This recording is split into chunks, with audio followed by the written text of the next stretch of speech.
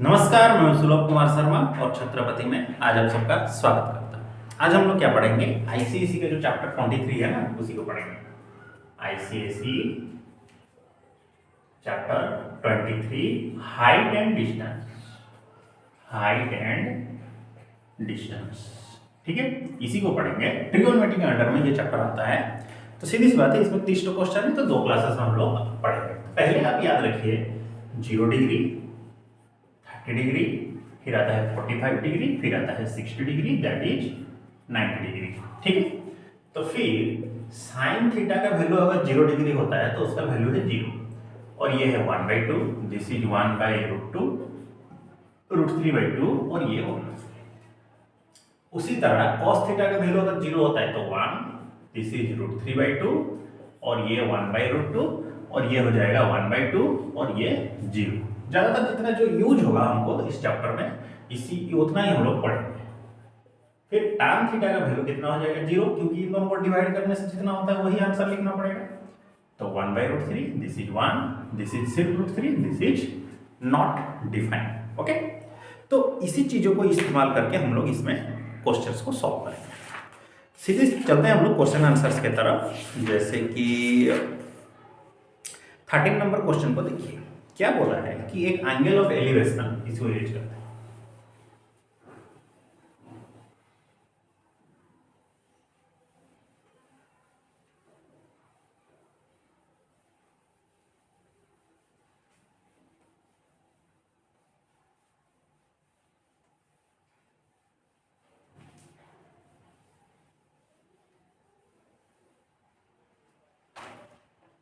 Clear? The angle of elevation of, जैसे कि 13 number क्या बोला, the angle of elevation of the top Q, मतलब इस तरह का एक डायग्राम दिया गया है। This is y, this is x, और ये है P एंड R। दिस ऐसे, ये हो गया क्यूब, और इसको ऐसे ज्वाइन कर लिया, ठीक है। और ये हो गया angle 45 degree, this is 45 degree, और ये जो एंगल है ये है 60 डिग्री। इतना हमको क्वेश्चंस में गिवन है।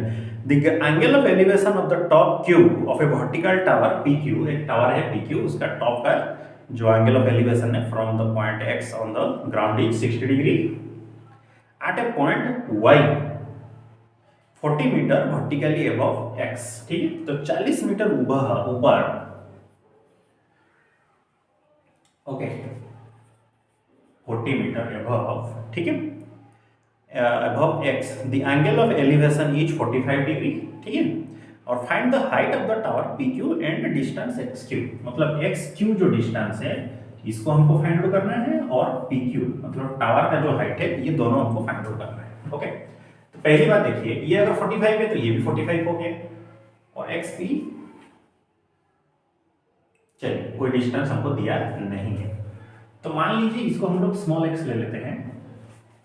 तो बड़ा वाला ट्रायंगल, इन ट्रायंगल YRQ के अंदर tan 45 डिग्री इक्वल टू कितना?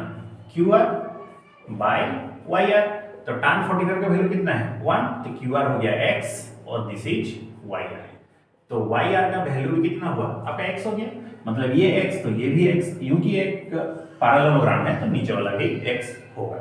अब चलते हैं हम लोग बड़ा वाला ट्रायंगल। इन ट्रायंगल XPQ के अंदर tan 60 डिग्री कितना होगा? ये tan 60 डिग्री मतलब PQ बाय XP। तो PQ का वैल्यू कितना है? 40 plus x, that is x। तो tan 60 का वैल्यू कितना है? सिर्फ √3, तो 40 plus x divided by x, तो √3x equal to 40 plus x, तो √3x minus x equal to 40, so √3 minus 1 into x कितना हो गया? 40।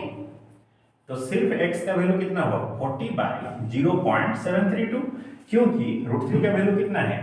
1.732 minus 1 into x equal to 40, ठीक है। तो इसको जब हम लोग डिवाइड करेंगे तो x का वैल्यू हमको कितना मिल जाएगा? 5.64, 54.64, मतलब ये वाला जो हाइट है कितना हुआ? 54.64 हो गया, x मिल गया। अब हमको क्या चाहिए, मतलब xq जो पूछा था ना, xq जो हाइट हमको पूछा गया है, अब उसको पुट करिए, ठीक है। तो ये भी कितना हुआ 54.64, ओके। तो PQ का वैल्यू कितना हो गया, तो ये जो PQ हमको पूछा गया था उसका वैल्यू कितना होगा 40 plus 54.64 that is 94.64 metre, okay. PQ का वैल्यू, अब देखिए जब PQ का वैल्यू मिल गया, XQ का वैल्यू मिल गया, अब हमको ये क्या चाहिए, हाइपोटेन्यूज को चाहिए। तो हाइपोटेन्यूज के लिए आप क्या करिए, sin थीटा पुट कर दीजिए, आंसर मिल जाएगा। जैसे कि अगर हम sin 60 डिग्री पुट करते हैं तो sin 60 का क्या होगा, ऑपोजिट साइड, मतलब 94.64 डिवीजन XQ। तो sin 60 का वैल्यू कितना होता है √3/2 that is 94.64 by XQ, okay. तो √3XQ इक्वल टू 2 इंटू 94.64 और सिर्फ XQ का वैल्यू कितना होगा 2 इंटू 94.64 बाय 1.732। इसको आप डिवाइड कर दीजिएगा, जितना होगा आंसर आप लिख दीजिएगा। इसको हमको यहाँ पर करने में थोड़ा टाइम ज़्यादा लग जाएगा, इसलिए हम नहीं कर रहे हैं। इसको आप लोग खुद सॉल्व कर दीजिएगा, डिवाइड कर दीजिएगा, आंसर मिल जाएगा, ओके। फिर चलते हैं हम लोग 14 नंबर क्वेश्चन के तरफ।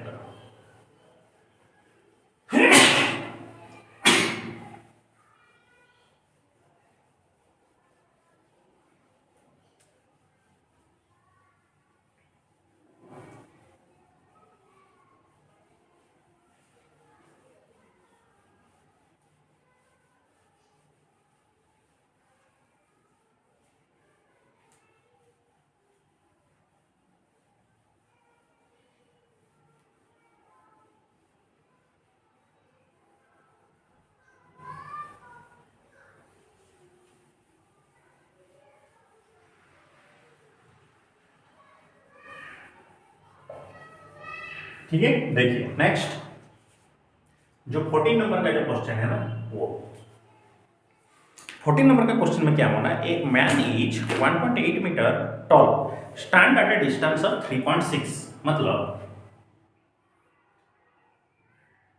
ऐसे करके एक डायग्राम है, ठीक है। तो इसका वैल्यू क्या दिया है ECA, फिर बोला DF और ये हो गया B।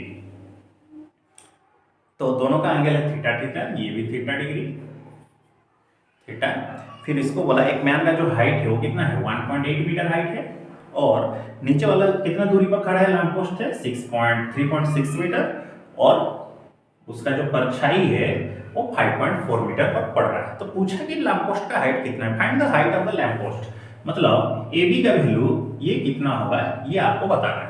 समझ में आ रहा है, AB का जो पूरा वैल्यू होगा वो कितना होगा ये आपको बताना है। देखिए ये भी थीटा है, ये भी थीटा है, तो इस ट्रायंगल में आएंगे पहले, इन ट्रायंगल ECD के अंदर tan थीटा का वैल्यू कितना होगा CD बाई EC, तो CD का वैल्यू कितना होगा 1.8 बाय 5.4 दैट इज 1/3, हाँ कि नहीं। अब देखिए ये 3.6 है, तो ये वाला हिस्सा भी 3.6 ही होगा मीटर।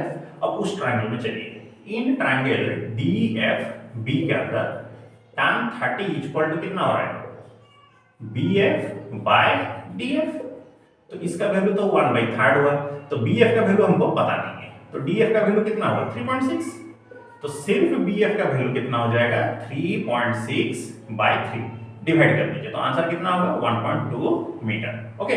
अब हमको क्या चाहिए, लैंप पोस्ट का हाइट चाहिए था AB, तो AB मतलब क्या है BF प्लस AF, ठीक है।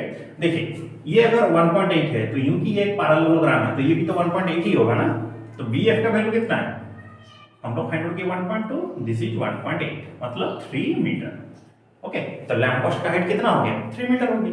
ऐसे ही इसको कैलकुलेशन करना है, ज्यादा इतना टफ लेवल के क्वेश्चंस नहीं है, बहुत इजी है। फिर चलते हैं हम लोग 15 नंबर का क्वेश्चंस में।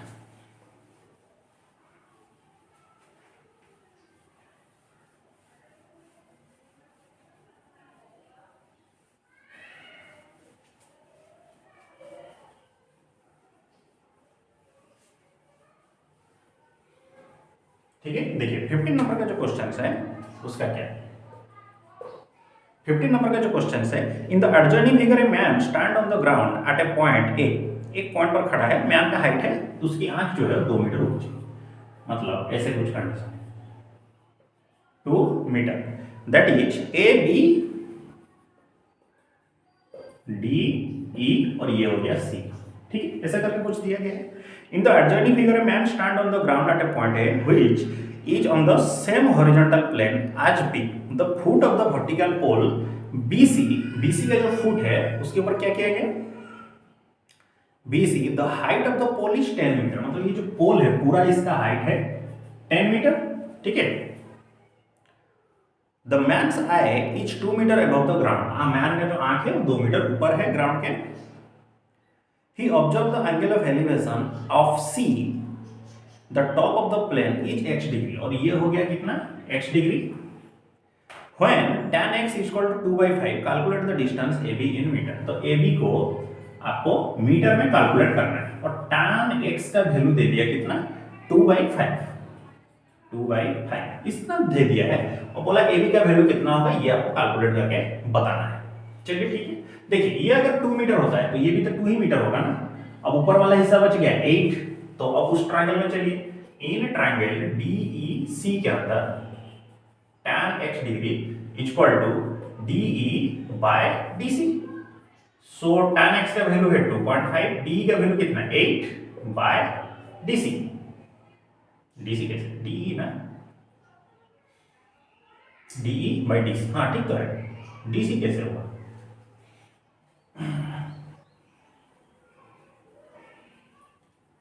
ठीक है, tan x का वैल्यू कितना हो जाएगा CE बाय DE। CE का वैल्यू है 8 और DE का वैल्यू हम लोग को पता नहीं, तो सिर्फ DE कितना हो जाएगा 5 into 8 डिवाइडेड बाय 4, 2 से इसको काटिए, नहीं 2 होगा ये, 2 से इसको काटिए 4, मतलब 5 4 जा 20 मीटर। तो ये जो डिस्टेंस हो गया 20 मीटर, तो दिस इज आल्सो 20 मीटर। तो हमको पूछा क्या था, AB का डिस्टेंस कितना होगा फाइंड आउट करके बताइए। तो AB का डिस्टेंस कितना हुआ 20 मीटर। क्लियर, तो इसे ही हमको मैथ को सॉल्व करना है। तो आपका आज का होमवर्क है एक्सरसाइज 23 1 से लेकर 15 तक विथ ऑल एग्जाम्पल। ठीक है, तो आप अच्छे से पढ़ाई करते रहिए एग्जाम्स के लिए। तो मिलते हैं हम लोग अगले क्लास में, तब तक के लिए सी यू नेक्स्ट। जय हिंद, अच्छे से पढ़ाई करिए। ओके, नमस्कार।